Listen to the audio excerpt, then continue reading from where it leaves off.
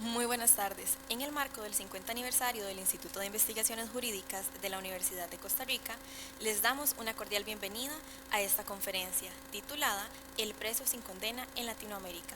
Se les informa, podrán realizar sus preguntas al finalizar la presentación. Las mismas serán contestadas por el expositor. Asimismo, amablemente nos recordamos realizar la evaluación de esta actividad por medio del código QR que les fue entregado al inicio. De antemano, agradecemos y valoramos nos brinden su opinión.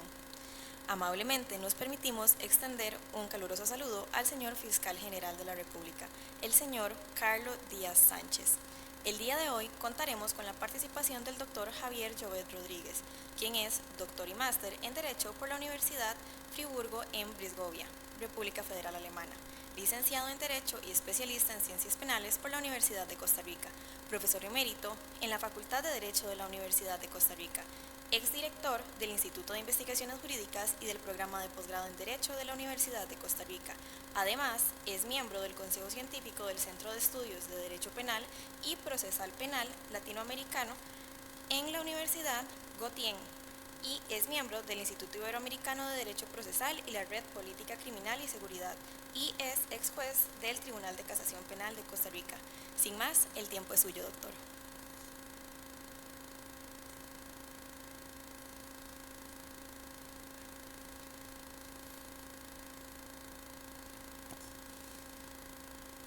Muy, muy buenas tardes,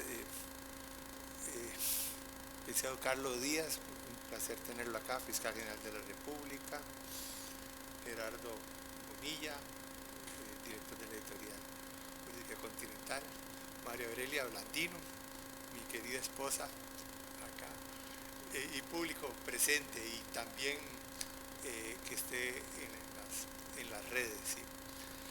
¿Sí? En 1996, sentado en el Hotel San Martín, en Tegucigalpa, estaba leyendo el periódico cuando desayunaba.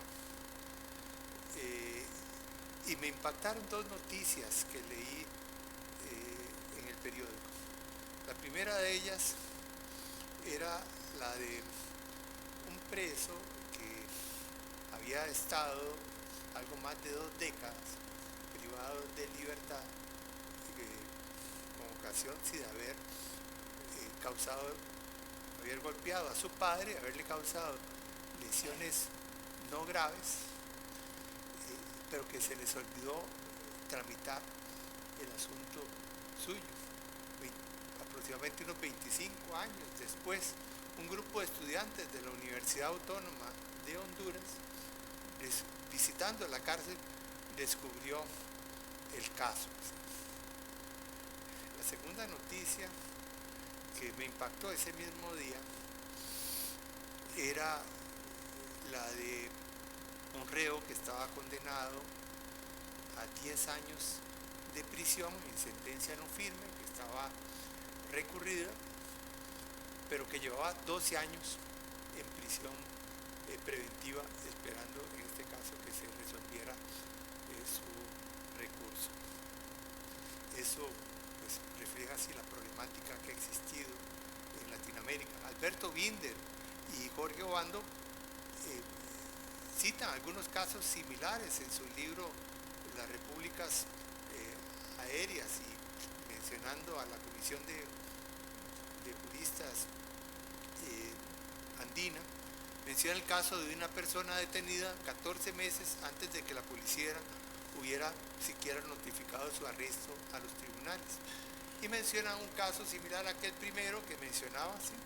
Un recluso que pasó 17 años de cárcel sin haber sido condenado, sí sentenciado por un tribunal, y el que una persona también mencionó, el de una persona sentenciada a 14 meses que terminó detenida 9 años. Incluso en aquel caso de Honduras que mencionaba, la persona tenía una serie de problemas físicos, ¿sí? Como consecuencia de la vida carcelaria y la violencia carcelaria, una serie de problemas físicos irreversibles. El gran problema en Latinoamérica era la existencia de un sistema predominantemente inquisitivo en la mayoría de los países latinoamericanos, ¿sí? Que se reflejaba en un procedimiento escrito de muy larga duración, con un estado de indefensión de los imputados porque no se les proveía adecuadamente de un defensor, o el defensor era simplemente formal, y también la misma regulación de la prisión preventiva dictada por un juez de oficio, y la regulación también de las prohibiciones de excarcelación que imperaban, entre otros casos. En 1983 se publicó un libro, este libro, El preso sin condena en América Latina.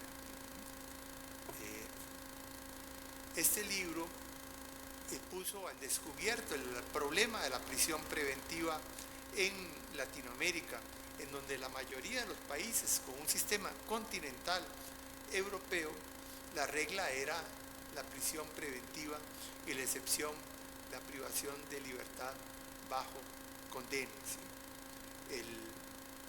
Ahora veremos que más del 68% en general de los presos en Latinoamérica estaban en prisión preventiva. Y ahí ven el cuadro en relación con esos, y países como Paraguay con el 94,25% de presos en prisión preventiva en 1981, Bolivia con el 89,70%, El Salvador con el 82,57%, República Dominicana el 79,88%, Uruguay el 76,50%, bueno, y ahí podemos seguir viendo una serie de países también con mucho más del 70% de presos en prisión preventiva. ¿Sí?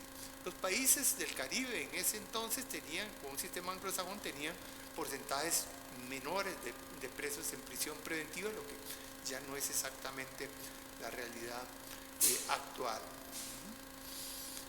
El promedio, digamos, de presos en Latinoamérica en ese entonces en prisión preventiva era, si hacemos el balance global, de 68,26%, y variaba desde el 94,25% en Paraguay, Bolivia con el 89,7%, El Salvador con el 82,27% y Costa Rica con el 47,24%.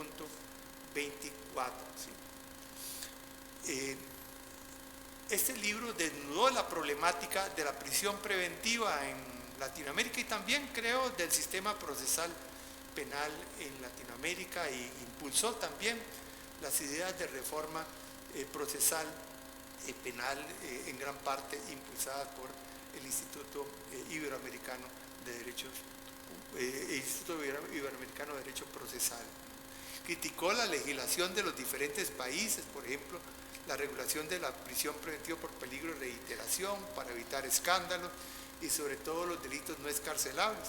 Y además en la parte de atrás tenía pues una recopilación de la jurisprudencia, de la legislación de los diferentes países.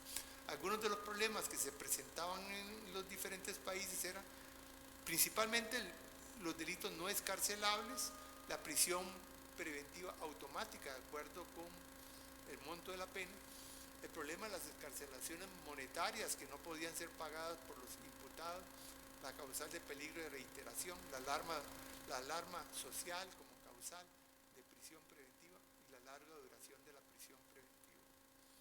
Eugenio Raúl Zaffaroni, uno de los autores de este libro, en 1984 dijo algo que repitió en otros libros, ¿sí?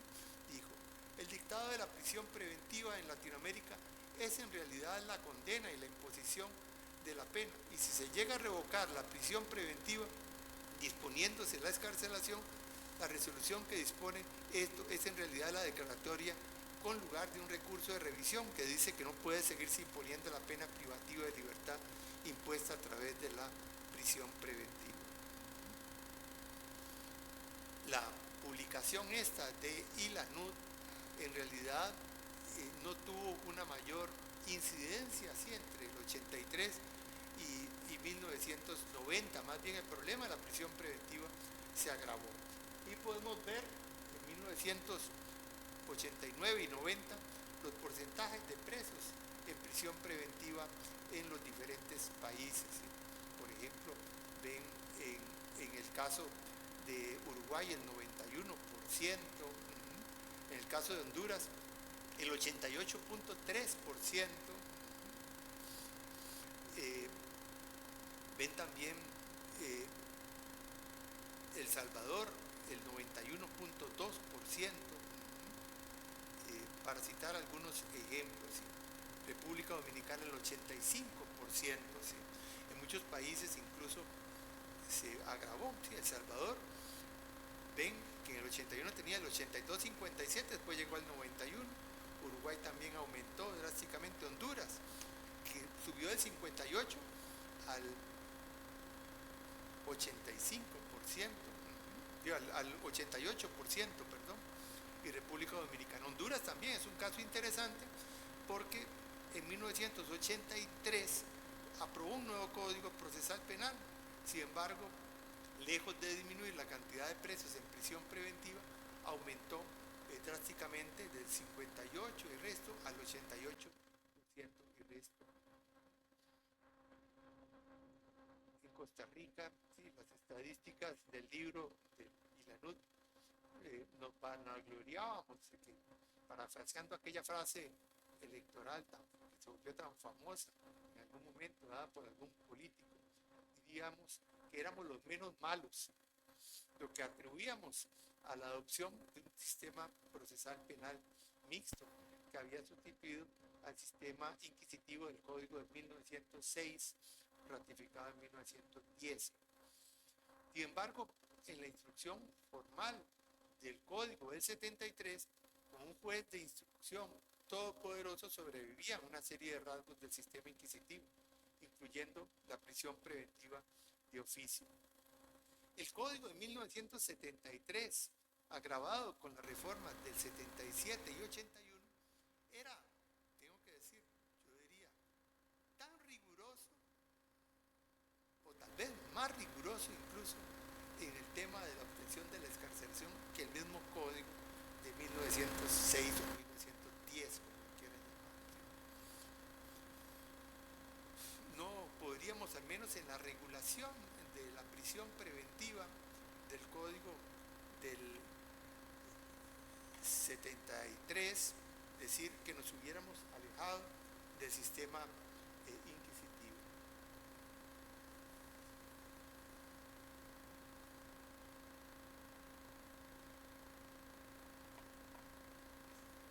Tenemos un pequeño problema técnico.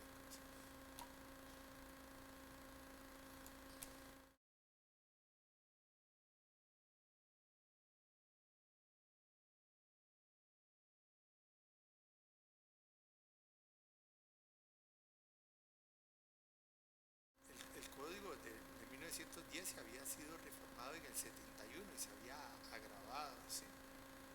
Pero el del 73, que entró en vigencia en el 75, incluso se agravó a través de reformas del 77 y 81, ¿sí? O sea, del 81 con una nomenclatura que conocemos a veces, la ley para garantizar la seguridad y orden en el país, ¿verdad? Se reformó de nuevo la regulación de la prisión preventiva. El Código del 73, hay que decir, sí que provocó una cierta disminución de la cantidad de presos en prisión preventiva. Entre el 75 y 81 diría que había aproximadamente 50% de presos en prisión preventiva, ¿sí? En el año 78, 79 había el 51%, el otro como un 49%. El porcentaje del 81 era ligeramente superior. Si ustedes ven las estadísticas que había señalado, la comparación de Costa Rica con el 47.40, ¿sí? No era muy diferente a la de otros países que si acaso llegaban al 50% y que mantenían un sistema procesal inquisitivo. El caso de Guatemala, por ejemplo, o en Argentina, en que algunas provincias habían adoptado un sistema mixto, pero el Código Federal y otras provincias mantenían un sistema de carácter inquisitivo. Antes de la entrada en vigencia del código, es difícil buscar las estadísticas, pero leyendo el periódico del 74, la República, del 23 de octubre, yo diría que aproximadamente el 66% de los privados de libertad eran indiciados, ¿sí? Y el 33% eran condenados, ¿sí? El hacinamiento carcelario llegó, sí, a caracteres dantescos, y sobre todo en la penitenciaría central, en donde había en 1974 1034 presos, de los cuales, digamos, hay que decir que la capacidad era de 300. La mayoría de los presos en la penitenciaría central estaban en calidad de presos preventivos. Con un 44.3% de presos sin condena en 1990, teníamos una cantidad de presos por 100.000 habitantes muy elevada, que superaba la cantidad de otros países que tenían porcentajes de presos sin condena superiores. Por ejemplo, Costa Rica tenía 57.6 presos por 100.000 habitantes, mientras que Perú, con el 47.3% de presos en prisión preventiva, perdón, con el 65% de presos en prisión preventiva tenía 47.3, o sea, menos presos por 100.000 habitantes. Igual Ecuador, que tenía 43 presos por 100.000 habitantes y el 68.68%. El caso también a la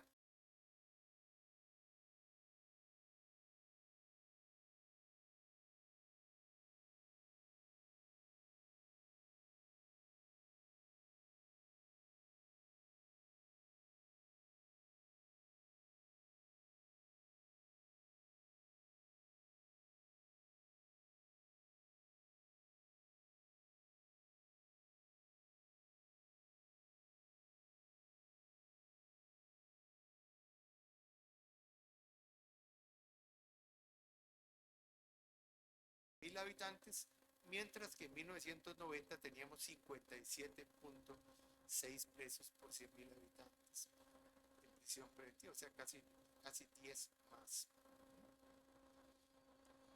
En 1988, sí, producto en gran parte de la conciencia, los problemas también del quebranto de los derechos humanos en Latinoamérica, la superación de las dictaduras en diferentes países, y que también se atribuía en parte al sistema procesal que había ocurrido, y también se discutía todo el problema de la prisión preventiva que había sido revelado en esa investigación del ILANUD.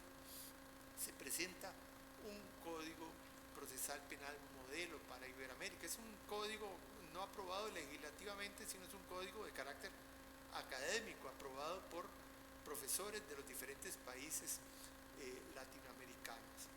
Y algunos costarricenses tuvieron alguna participación en algunas de las discusiones, pero fundamentalmente este código fue redactado por Julio Mayer, ¿sí? Perseguía este código servir de modelo para superar el sistema inquisitivo que predominaba en la mayoría de los países latinoamericanos. Proponía así el juicio oral, también la investigación preparatoria a cargo del Ministerio Público, la intervención del juez en esta etapa para el dictado de las medidas cautelares, entre ellas la prisión preventiva para garantía de la imparcialidad.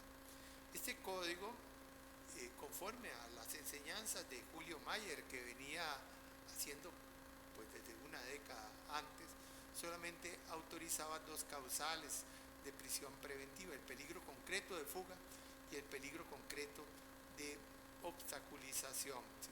Además contemplaba todo un listado de alternativas a la prisión preventiva y límites a la duración de esta, ¿sí? Los códigos en ese momento tendían a establecer como alternativa nada más la caución monetaria, ¿sí? Con todos los problemas también de la fijación del monto de la caución y las dificultades para el pago por parte de los imputados. Algunas de las ideas de este código, sí, ya lo había dicho, la investigación a cargo del Ministerio Público, esas causales, establecía plazos de duración de la prisión preventiva, el control de oficio cada 3 meses, la regulación de esas alternativas y también una regulación de la ejecución de la prisión preventiva. Este código sirvió de modelo para la reforma procesal penal en Latinoamérica, que empieza a través de la aprobación del Código Procesal Penal para Guatemala en 1992. Se reforman los códigos en muchos países latinoamericanos con líneas político-criminales, no códigos idénticos, pero con líneas político-criminales muy similares, entre ellos el costarricense. Vemos en El Salvador se aprueba un código en el 96 que entra en vigencia en el 98, que después es aprobado un nuevo código en el 2009. ¿Sí? En Costa Rica el código del 96 se basa así en este código modelo para Iberoamérica del 98. El de Guatemala había entrado en el 92, había aprobado y entró en vigencia en el 94. El de Nicaragua era un poco influenciado por el código modelo, pero se difería en una serie de aspectos del código modelo, entre otras, por ejemplo, con respecto a los acuerdos. Es un código que entró en vigencia en 2002.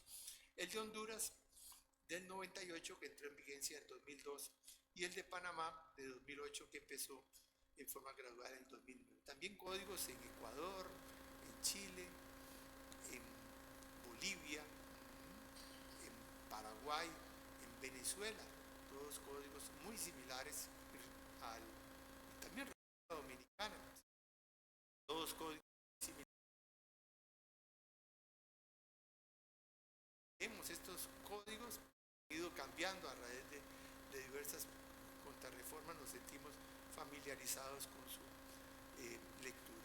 Sin embargo, en uno de los aspectos que se apartaron los diversos códigos con respecto a la prisión preventiva, con respecto a la regulación del código modelo, fue precisamente con respecto a la prisión preventiva. Se extendió ¿sí? a la regulación del peligro de reiteración delictiva, y muchos códigos no dejaron de contemplar delitos no escarcelables, lo que era una de las críticas del libro de Ilanut de 1983.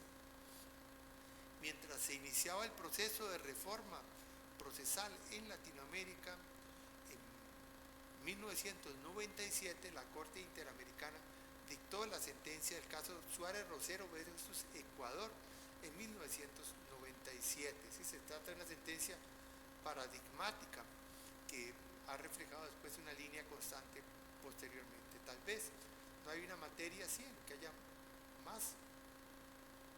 una línea más clara y en el mismo sentido y muy reiterada a través del tiempo por parte de la Corte Interamericana que con respecto al tema de la prisión preventiva, y sobre todo en relación con los fines de la prisión preventiva. Estableció, como el código modelo, que solamente serían admisibles las causales de peligro concreto de fuga y peligro concreto de obstaculización, y la necesidad de fundamentación de estas. Algunas de las ideas que ha desarrollado la Corte desde el 97 al 2025 es que deben respetarse los principios de presunción de inocencia y de proporcionalidad. La prisión preventiva, ha dicho, no es incompatible con la presunción de inocencia, pero debe tener un carácter cautelar y no punitivo. Si aquí en Latinoamérica hay toda una serie de autores de algunos países también que proponen el abolicionismo de la prisión preventiva, en parte inspirados por Ferrayoli, ¿sí? Pero en contra de eso, la Corte Interamericana señaló esto que es la posición mayoritaria también doctrinalmente. La prisión preventiva no puede ser una pena anticipada, debe tener ese carácter cautelar y no punitivo. Solamente son admisibles las causales que mencionaba, el peligro concreto de fuga y el peligro concreto de obstaculización. Debe ser fundamentada, no es posible que se persiga la prevención general o la prevención especial, y su función no es prevenir delitos. Ha dicho, las características personales del supuesto autor y la gravedad del delito que se imputa no son por sí mismos, por sí solos, hay que decir, por sí solos, justificación suficiente de la prisión preventiva.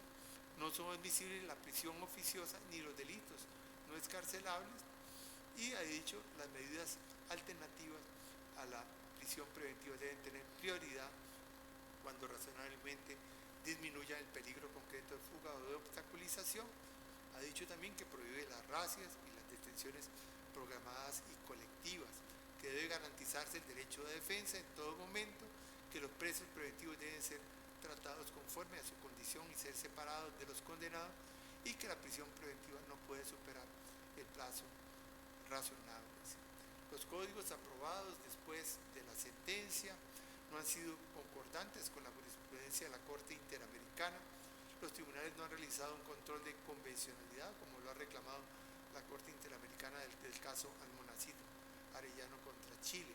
En los últimos años más bien se han dado una serie de contrarreformas en diversos países latinoamericanos como consecuencia de los reclamos a favor de la seguridad ciudadana o el populismo punitivo, que han extendido el dictado de la prisión preventiva y han dificultado la aplicación de alternativas. Yo voy a desarrollar 5 ideas sobre lo que ha ocurrido en la prisión preventiva en el periodo 1990 a 2025 en Latinoamérica.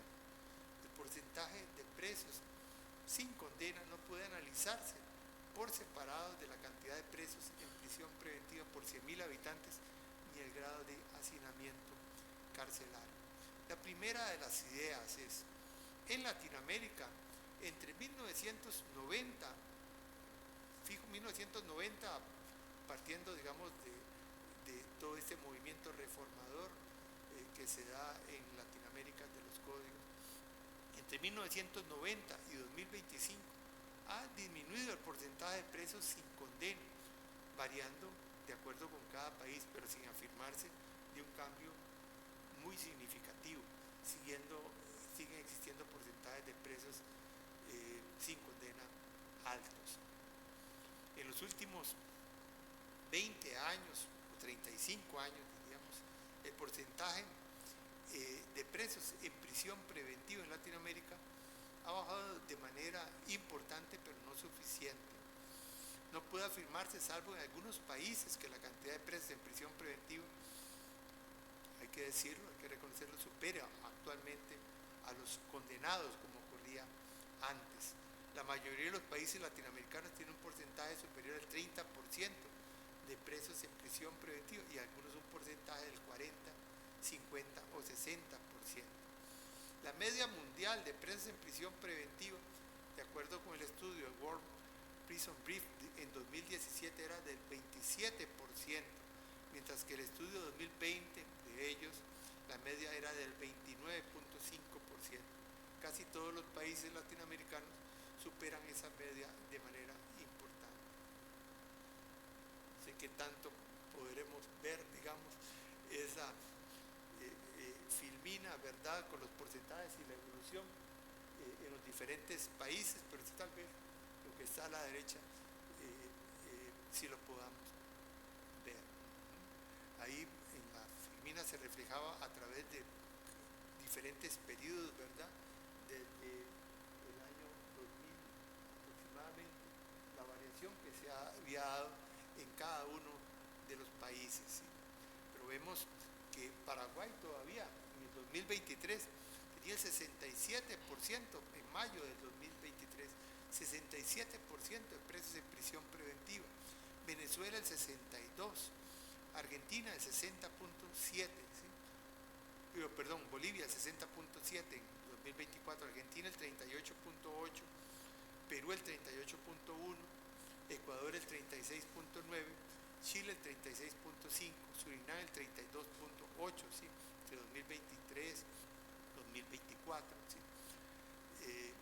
Eso con respecto a los países de Sudamérica. ¿Sí? En Centroamérica también hay que señalar, ¿sí?, como República Dominicana, Centroamérica, República Dominicana y México. República Dominicana todavía en 2024 el 56.3%, Honduras el 49.2%, en mayo de 2023, Guatemala el 47.2% en noviembre de 2023, México el 36.9% en octubre de 2024, Panamá el 35.2% en marzo de 2024 y Belice el 34.7% en 2024. ¿Sí? Costa Rica en ese cuadro, en las estadísticas del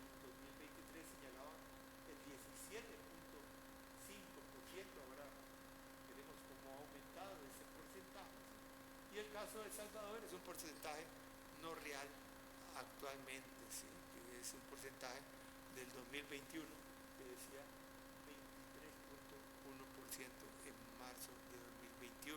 Es claro que con el encarcelamiento masivo esta situación ha variado, ¿sí? En un informe reciente, publicado hace apenas unos días, ¿sí?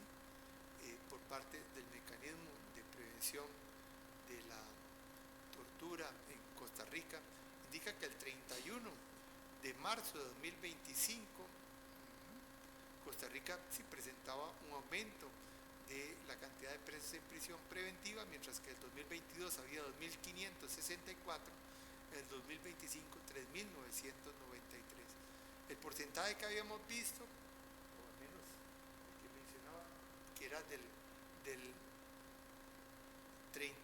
17.5 en 2023, ya era en 2025, de acuerdo con esos datos de este año, sería el 22.85, o sea, aproximadamente un 5% de aumento en 2 años, ¿sí? En el caso de El Salvador, decía, porcentaje en el 2021 era el 23.1. Es difícil, digamos, era el último dato que está en World Prison Brief, pero según el informe del Banco Mundial de 2025, dice el 23% de los privados de libertad están condenados, ¿sí? Lo que supondría un 77% de presos en prisión preventiva. Eso según el informe del Banco Mundial de 2025. Son datos difíciles de conseguir, digamos, al menos no está en World Prison Brief, pero ese es conforme a un informe del Banco Mundial, ¿sí? El Salvador sí se ha convertido en el país del mundo con más presos por 100.000 habitantes. Es importante en relación con El Salvador que, de acuerdo con el comunicado de prensa de Human Rights Watch de 27 de junio de 2025, se concluye con base en entrevistas con policías que se han fijado cuotas de detención a la policía. Se ha reconocido la fabricación de evidencia incriminatoria por la policía, eso con base en esas entrevistas. Se suma a ello que las detenciones se basan en ocasiones en delaciones entre vecinos poco fiables o bien en llamadas anónimas no corroboradas, igualmente en delaciones por enemistades entre vecinos.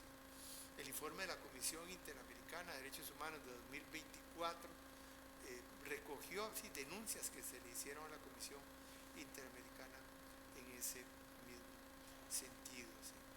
Nayib Bukele, cuando vino a Costa Rica, reconoció que el régimen había liberado 8.000 inocentes, felicitándose por ello y considerándolo una consecuencia colateral. Los liberados inocentes, mientras guardaron prisión, estuvieron expuestos, hay que decir, a tratos crueles, inhumanos y degradantes, y eso, digamos, a través de diferentes publicaciones de organismos o de ONGs también de derechos humanos se ha hecho referencia. Los liberados inocentes en general siguen sometidos a medidas cautelares, manteniendo su proceso judicial abierto. Eso, al menos en alguna de los periódicos, incluso el fiscal general así lo reconoció, según consta en ese periódico, la página de diciembre de 2024, lo que lo somete a un régimen de control con la amenaza de ser detenidos de nuevo, y dificulta también que puedan referirse a los vejámenes y a las condiciones sufridas. Esos, digamos, 8.000 inocentes liberados. Organizaciones defensoras de los derechos humanos han estimado que han sido detenidas arbitrariamente unas 30.000 personas inocentes. Hay que decir que eso es negado por el gobierno, ¿sí?, de El Salvador. La segunda idea, la disminución del porcentaje de presos sin condena en Latinoamérica, es provocada en gran parte por un aumento más que significativo de la cantidad de privados por 100.000 habitantes a título de prisión preventiva o de pena privativa de libertad. En los últimos 20 años se ha producido un endurecimiento del sistema penal y un aumento muy elevado de la cantidad de presos por 100.000 habitantes. La media mundial, según World Prison Brief, era de 140 en 2021. Casi todos los países de Latinoamérica superan esa media mundial. Guatemala no la supera, sin embargo tiene un porcentaje altísimo de presos en prisión preventiva y de ocupación carcelaria. Creo que está muy pequeña la letra para que la puedan leer desde ahí atrás, ¿sí? En el cuadro lo que se refleja es la evolución a través de los años de los precios por 100.000 habitantes, pero bueno, un pequeño resumen aparece ahí al lado derecho, ¿sí? Argentina pasó, resaltando algunos de los países más significativos, en el caso de Sudamérica, Argentina pasó de 151 presos por 100.000 habitantes en 2002 a 268 en 2023. Bolivia de 95 en 2000 a 252 en 2024. Colombia de 128 en 2000 a 311 en 2024. Ecuador de 64 en 2000 a 181 en 2024. Paraguay de 60 en 2000 a 239 en 2023. Perú de 107 a 286 en 2024. Uruguay de 135 en 2000 a 449 en 2024. Venezuela de 58 en 2000 a 199 en 2022. En el caso de Centroamérica, México y República Dominicana, se refiere ese cuadro resaltando que Costa Rica en 2000 tenía 193, en 2023 llegó a 345, en algún momento llegamos casi a 400 presos por 100.000 habitantes, ¿sí? El Salvador tenía 132 en 2000, en marzo de 2024, 1.659, convirtiéndose así en el país del mundo con más presos por 100.000 habitantes. ¿Sí? Sí, algunos datos más bien señalan, datos más recientes, más de 1.800 la cantidad, ¿sí? Algunas publicaciones en periódicos. Guatemala tenía 62 en 2000, 123 en 2023, Nicaragua 156 en 2000, 332 en 2018. ¿Sí? En países como Guatemala o Venezuela hay dificultades para lograr datos actualizados. Por eso es que algunos de los datos son más antiguos. En Panamá 283 en 2000, 522, una cantidad totalmente exagerada en 2024. En Costa Rica hay que decir, ¿sí? Ese informe de prevención de la tortura que se publicó hace un par de semanas o una semana, señala cómo se ha producido en el último año, ¿sí? Un aumento significativo de la cantidad de privados de libertad. ¿Sí? Se señala así una tasa de crecimiento de 8.39 y se dice sí, que esa tasa de crecimiento es la más alta desde 2013, cuando alcanzó el 11%. Acordémonos sí, que en Costa Rica se dio un aumento vertiginoso de la cantidad de privados de libertad a partir del año 2011, ¿sí? En que se llegó a superar los 300 presos por 100.000 cuando se había mantenido, digamos, en la década de los 90, finales aproximadamente en 190.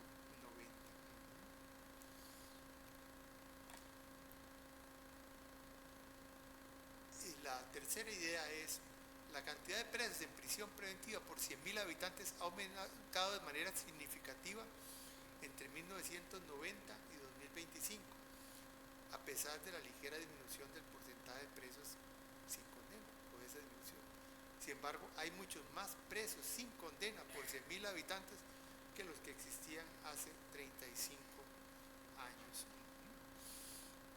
Vemos ahí, al menos en ese cuadro de la derecha, como Argentina pasa de 69 en 2002 a 93 en el 2023, Bolivia de 63 en el 2000 a 153 en 2024, Brasil de 46 en 2000 a 99 en 2024, Ecuador de 42 en 2001 a 67 en 2024, Paraguay de 77 en 1999 a 156 en 2023, Perú de 59 en 2001 a 109 en 2024, ¿sí? Y Venezuela de 26 en 2000 a 71 en 2020.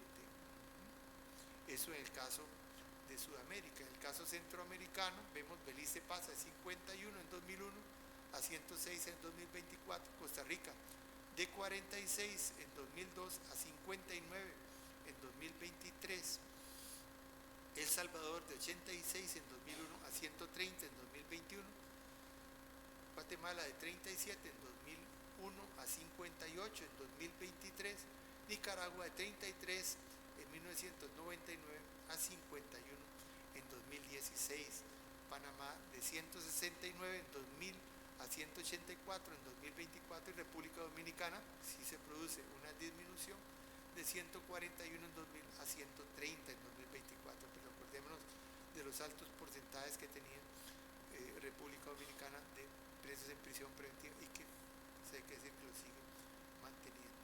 En general, sí, la mayoría de los países latinoamericanos ha disminuido la cantidad de presos, el porcentaje de presos en prisión preventiva, pero ha aumentado la cantidad de presos en prisión preventiva por 100.000 habitantes. La disminución del porcentaje de presos en prisión preventiva se debe a que ha aumentado con mayor rapidez la cantidad de condenados por 100.000 habitantes que la cantidad de presos en prisión preventiva por 100.000 habitantes.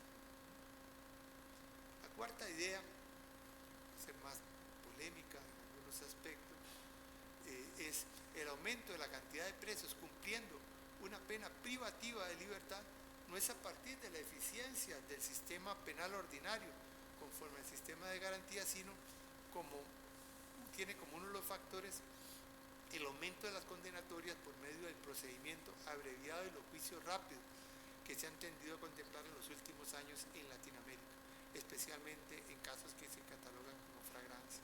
Se produce una combinación entre procedimiento abreviado y juicios rápidos, ambos procedimientos que no dejan de ser problemáticos en relación con el respeto al debido proceso y el derecho de defensa.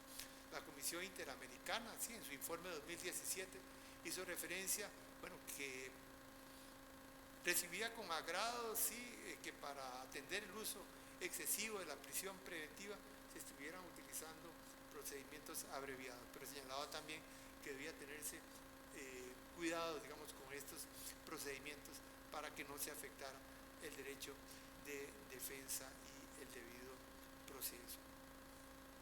Los juicios rápidos y las condenas se han ido extendiendo en Latinoamérica, en Argentina, en Perú, en El Salvador, en Honduras, en Costa Rica, y se han unido a ese procedimiento abreviado. En Costa Rica, la afirmación que se hizo antes sobre el aumento de la cantidad de privados de 100.000 habitantes,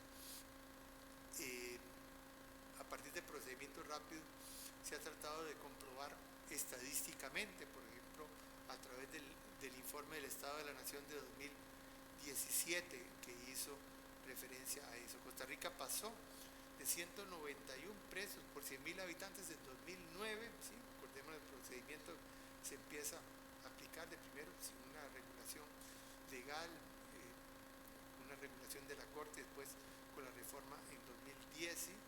Pasó de 191 privados de libertad en 2009 a 374 privados de libertad por 100.000 habitantes, pues digamos que duplicándose en 2017, ¿sí? Y pues en gran parte se ha asociado hacia ese procedimiento dentro de los factores, como uno de los factores, ¿sí?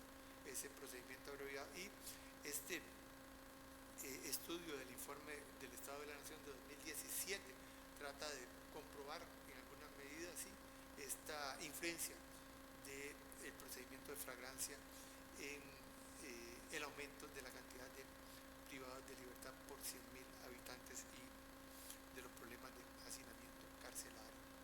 Uruguay es un caso muy interesante, porque vamos a ver cómo se ha producido una disminución drástica de la cantidad del porcentaje de privados de libertad en prisión preventiva, convirtiéndose en uno de los países con menos privados de libertad en prisión preventiva del mundo, cuando tenía un porcentaje altísimo en el 2015. Esto se atribuye en general a las condenas de manera rápida a través de acuerdos, que se dice que más del 90% de las condenas se produce a través de los acuerdos.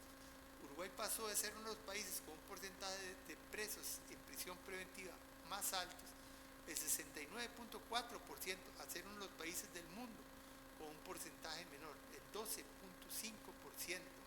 Sin embargo, se convirtió en uno de los países del mundo con más presos por 100.000 habitantes, 449 en 2024, cuando tenía 135 en 2000. En Chile, las entrevistas a especialistas se ha dicho que el sistema de procedimiento abreviado no tendría el nivel de eficacia de no ser por la prisión preventiva, como un mecanismo para coaccionar a las personas a optar por el procedimiento abreviado y por declararse culpable. Es una de las críticas que en ocasiones se ha hecho también a la posible utilización de la prisión preventiva con fines como estos. El Salvador, el decreto 83 de 2022 aprobó juicios masivos, a veces dice de 500 o 900 personas, dicen algunas publicaciones, para condenar cientos de imputados a la vez, con poca oportunidad de la defensa. Es la expresión del grado máximo de los condenados sin juicio. Zaffaroni, en una afirmación que ha repetido en los últimos tiempos, dice: la tendencia actual en Latinoamérica es que se ha pasado de los presos sin condena a los condenados sin juicio. Vemos como una forma que han tratado de disminuir esos porcentajes de presos en prisión preventiva en El Salvador es a través de esas condenas masivas, escasa, con una participación muy limitada de la defensa y con una gran cantidad de presos a la vez, sin una individualización. La quinta idea es el aumento de presos por 100.000 habitantes en prisión preventiva, y el aumento de presos por 100.000 habitantes en general ha provocado un gran problema de hacinamiento carcelario en Latinoamérica. Latinoamérica está entre las regiones del mundo con mayor hacinamiento carcelario, lo que afecta así gravemente a las condiciones de cumplimiento de la pena privativa de libertad y la prisión preventiva, y también provoca grandes problemas de salud y también de convivencia y de violencia, y también la pérdida de control de los penales. Una prisión preventiva en hacinamiento carcelario es mucho más gravosa que una prisión preventiva en condiciones en que no exista hacinamiento. Por eso es que decía que el tema de los porcentajes de presos en prisión preventiva debe ser relacionado y analizado en conjunto también con la cantidad de presos por 100.000 habitantes y con el grado de hacinamiento carcelario. Como consecuencia de eso, la prisión preventiva debe ser aún más excepcional. El nivel, hay que decir que cuando hablamos, usualmente se usan varios términos: ocupación carcelaria y hacinamiento carcelario. La ocupación, usualmente se estima que hay hacinamiento crítico, digamos, hay hacinamiento cuando se supera el 100% de la ocupación de los campos que existen en el país o en el centro respectivo. Y se considera usualmente Casualmente lo ha considerado también la Sala Constitucional costarricense, siguiendo lineamientos del Consejo de Europa, ha hablado de hacinamiento crítico. Hacinamiento crítico cuando se supera el 20% de hacinamiento carcelario, ¿sí? O sea, el 120% de ocupación carcelaria, ¿sí? Sin embargo, como lo decía Teresa Aguado, y también aquí en Costa Rica lo ha dicho Roy Murillo, ¿sí? Trasplantar ese 20% de hacinamiento crítico para calificar cuando hay hacinamiento crítico en nuestros países es diferente a lo que puede representar ese hacinamiento en Europa, digamos, que no se debería trasplantar así y utilizar esos porcentajes europeos, ¿sí? Que también debería ser un porcentaje desde esa perspectiva menor en relación con todo este tema, ¿sí? Más del 100% es un problema de hacinamiento, y usualmente a veces se habla de hacinamiento a partir del 120, pero en realidad hacinamiento crítico, hay que decir, y siguiendo esos parámetros europeos. Hay grandes problemas en Latinoamérica en el tema de la ocupación carcelaria. En Bolivia, 274.1% en 2023. Eso, de acuerdo con lo que decía, significa un 174% de hacinamiento carcelario. Perú 236.1 en 2024, Paraguay 171 en 2023, Venezuela 163.8 en 2023, Guyana Francesa 164 en 2024, Guyana 151 en 2022, Brasil 135.8 en 2024, Uruguay 130.1 en 2023, Colombia 127.3 en 2024. En Centroamérica tenemos Guatemala con 299.4 en 2024 de ocupación carcelaria, ¿sí? Nicaragua 177.6 en 2017, República Dominicana 165 en 2024, Panamá 161 en 2024, El Salvador 162.8 en 2024, Honduras 150 en 2023. Hay que decir que estos datos son para medir el hacinamiento es de acuerdo con los datos proporcionados por parte del Estado en cuanto a la ocupación carcelaria que tienen, los cupos que tienen en las cárceles. Eso es un dato importante. El Salvador presentaba el 62.8% de hacinamiento carcelario en 2024, basándose en la capacidad oficial del Estado. Pues hay que decir, sí, El Salvador es uno de los países del mundo con más presos por 100.000 habitantes. Al menos un informe de marzo de 2025, ¿sí?, de la Universidad Jesuita, Universidad Centroamericana, más bien partía, creo que de la ocupación carcelaria, decían hacinamiento carcelario, yo creo que se refiere a ocupación carcelaria, 369.5%, ¿sí? Datos no oficiales, ¿sí? Datos oficiales serían el 62.8%,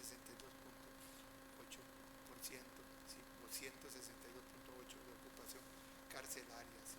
Se ha denunciado así las prácticas de la tortura y las muertes violentas en las cárceles salvadoreñas que no son objeto de ninguna investigación, usualmente se califican como edema pulmonar, las muertes en las prisiones, y algunos también por problemas de alimentación o la falta de atención médica. En el caso de Costa Rica, ¿sí?, como podemos ver, ahí se vería la evolución que hemos tenido, ¿sí? Vamos a ver si tal vez, no sé si subiendo eso, mejor no hacen experimentos, ay.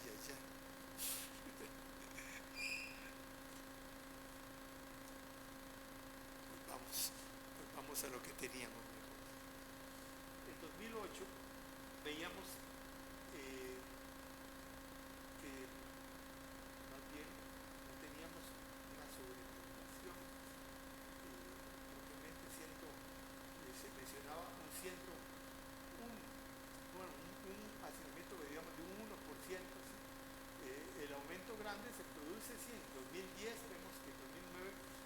109.8 en 2010, 123.5 de ocupación carcelaria, son 23.5 de hacinamiento, va subiendo hasta llegar a 141.8 en 2014, en 2015 144.2, 2016 143.2, después empieza a disminuir, en 2017 130 y veíamos 2024 decían 118.4, el dato que se mencionaba eso de acuerdo con el informe pero en 2025 vemos un aumento al 129.5%, un aumento significativo que nos coloca con un porcentaje de hacinamiento mayor desde el 2011, ¿sí?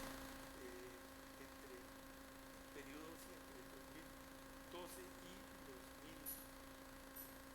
2019, muy cerca del 2019, lo que es preocupante, significa un aumento elevado, ¿sí? de el hacinamiento carcelario en el último año en Costa Rica. Se pueden saliendo las cosas de control.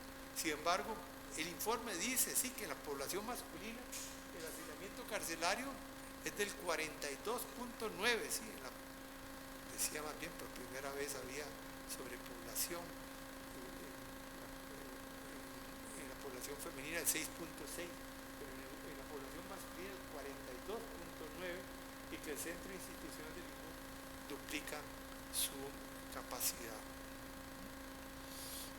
El hacinamiento carcelario es considerado así un quebranto a los derechos humanos, así lo ha establecido la Corte Interamericana de Derechos Humanos, muy importante en relación con las condiciones de la privación de libertad. Es el caso Pacheco Teruel versus Honduras de 2012, ¿sí? Que hace mención, hace un listado así de las condiciones de la privación de libertad que debe tener y condenándose el hacinamiento carcelario.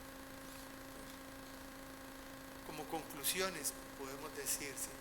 No puede analizarse por separado el porcentaje de presos en prisión preventiva con la cantidad de presos, sino debe analizarse en conjunto con la cantidad de presos en prisión preventiva por 100.000 habitantes y el hacinamiento carcelario. Sigue existiendo un grave problema de la prisión preventiva en Latinoamérica, con altos porcentajes de presos sin condena y un crecimiento del número de presos preventivos por 100.000 habitantes.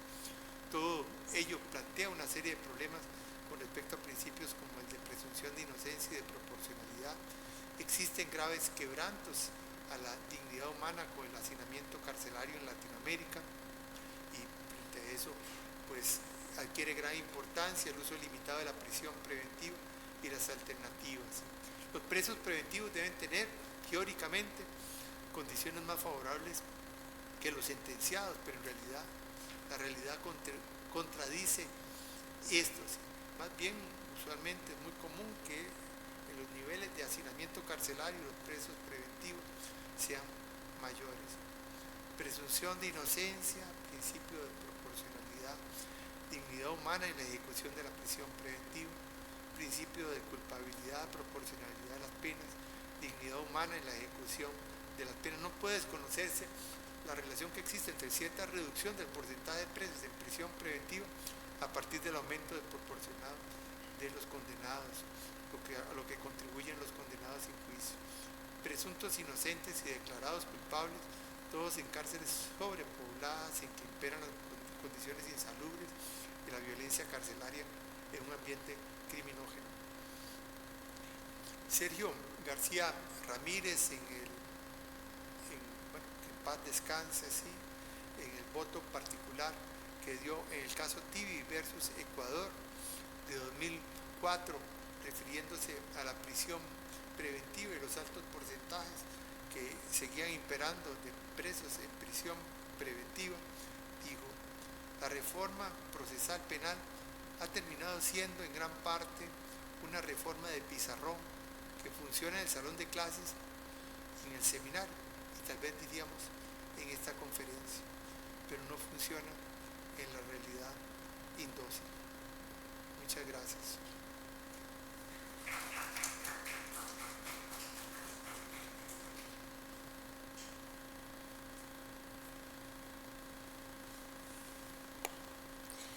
Agradecemos al doctor Javier Jovet Rodríguez por compartir con nosotros sus conocimientos el día de hoy. A continuación tendremos la sección de preguntas por parte del público. Si alguien gusta realizar una pregunta, puede levantar la mano y le haremos llegar el micrófono.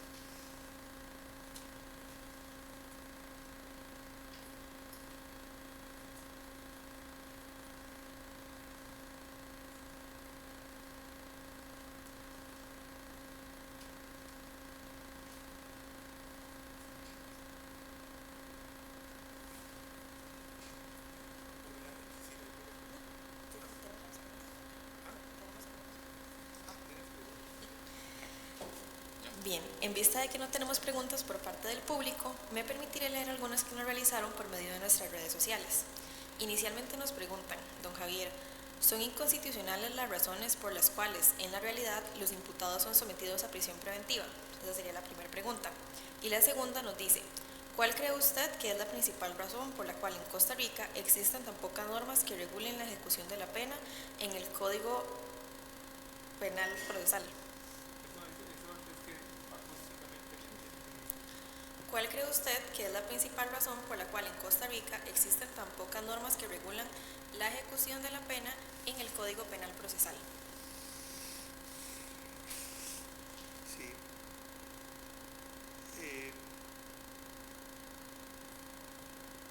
Bueno, sí, con respecto, sí, uno de los aspectos que se ha echado de menos en Costa Rica es la aprobación de una ley de ejecución penal. ¿Sí? En el caso de la prisión preventiva, la regulación que existe en el código es una regulación muy pequeña, digamos, a diferencia del código para Iberoamérica, que contenía un listado mucho más largo, ¿verdad?, de aspectos relacionados con los presos en prisión preventiva. El código nada más contiene alguna pequeña referencia y también algunas referencias con respecto a algunas personas en situación de vulnerabilidad. ¿Sí? La otra pregunta era de... ¿Ah? ¿De qué?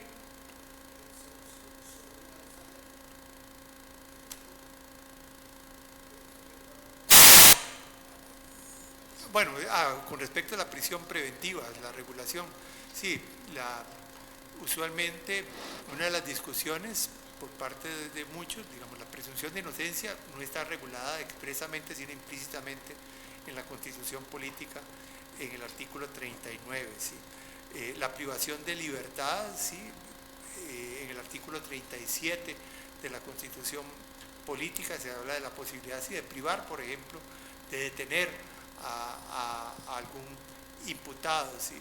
Y usualmente se parte en los instrumentos internacionales de derechos humanos, se regula, ¿sí?, por un lado la presunción de inocencia, lo vemos en la Convención Americana, el Pacto Internacional de Derechos Civiles y Políticos, la Convención Europea de Derechos Humanos, se regula la presunción de inocencia, pero también se regula la posibilidad de privar de libertad al imputado durante el proceso. Por ejemplo, se dice que la prisión preventiva no puede superar el plazo de lo razonable, o se señala que los presos preventivos deben ser tratados conforme a su condición y no como condenados, ¿sí?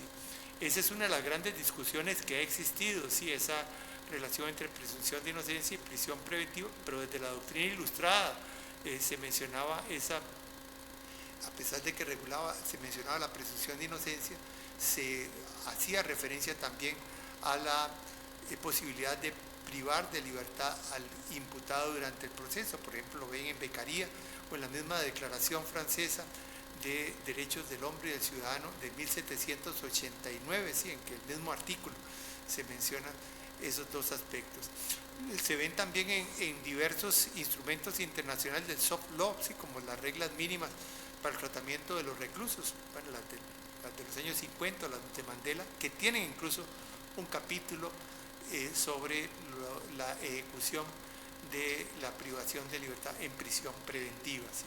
Con todo, hay una serie de autores, ¿sí?, por un lado, que propugnan por la abolición de la prisión preventiva, ¿sí?, entre ellos encabezados por Ferrayoli, por considerar que es contraria a la presunción de inocencia, o ante la dura realidad latinoamericana, también autores latinoamericanos defienden la abolición de la prisión preventiva. Hay algún libro publicado por Editores del Puerto con una serie de artículos, digamos, en ese sentido. En sentido contrario, también hay muchos autores en su época, ¿verdad?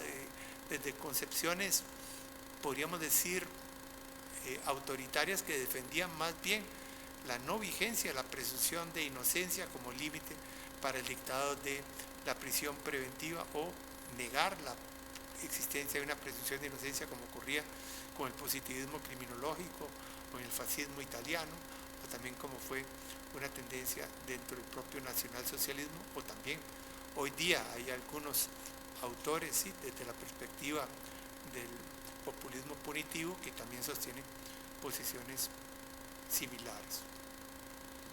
Muchísimas gracias. Doctor, ¿algo más que desea agregar a modo de conclusión? Yo lo que quiero decir, digamos, hay una serie de causales en Costa Rica de prisión preventiva, ¿sí? En el artículo 239 y 239 bis. Muchas de ellas se aprobaron en 2010, otras se habían aprobado en el Código de 1998, después se le agregó también en su momento la de peligro para la víctima, la de peligro de reiteración estaba en el Código desde su aprobación.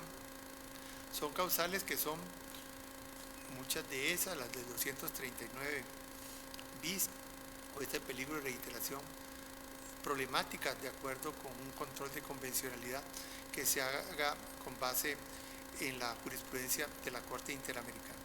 Pero no quiere decir, por ejemplo, que vemos, hay una causal relacionada con la delincuencia organizada. No quiere decir que el tema que con respecto, como un aspecto que se tome, que no se llegue a tomar en cuenta, digamos, para el dictado de la prisión preventiva, sea, digamos, el que la persona está ligada, digamos, a la delincuencia organizada, como uno de los factores, unido al resto de las circunstancias del caso concreto, para determinar, por ejemplo, la existencia de peligro de fuga o peligro de obstaculización. Claro, el problema de la delincuencia organizada es la amplitud del concepto de delincuencia organizada, ¿sí? Hay diferentes formas de delincuencia organizada y ese es uno de los problemas. No se puede dictar, digamos, de manera automática la prisión preventiva por delincuencia organizada. Hay que analizar las circunstancias, pero es un factor, por supuesto, que en muchos de los casos de delincuencia organizada, y en particular delincuencia organizada, unido, por supuesto, a las diversas circunstancias del caso, deba afirmarse la existencia del peligro de fuga o del peligro de obstaculización, ¿sí? En relación con el peligro para la víctima, bueno, también yo creo que se relaciona con el peligro de obstaculización también como una causal, digamos, de prisión preventiva, no tanto con respecto al peligro de reiteración delictiva, ¿sí? Pero esto para señalar algunos de los aspectos, ¿sí? En ocasiones sí, la Comisión Interamericana también ha señalado a veces, digamos, puede ser a veces los mismos antecedentes como un factor a tomar en cuenta, lo ha señalado en algunos informes de 2017, pero como factor unido a otros en relación, por ejemplo, y que hay que tener mucho cuidado también con respecto al peligro de fuga, por ejemplo, en casos sí en que no sea posible conceder la condena de ejecución condicional, pero unido no como un factor, sino unido como uno de los muchos factores a analizar, digamos, en relación con el dictado de la prisión preventiva. Sí hay que decir que el dictado de la prisión preventiva envuelve un juicio valorativo de muy difícil en el caso concreto, ¿sí? Hay que analizar siempre las diversas circunstancias del caso concreto para determinar, por ejemplo, la existencia del peligro concreto de fuga o el peligro concreto de obstaculización, los que deben ser fundamentados de una manera debida y no basarse tampoco en meras especulaciones o en frases prefabricadas, digamos, en relación con esto. Bueno, eso es lo que quería señalar. Y salvo que tengan alguna otra pregunta.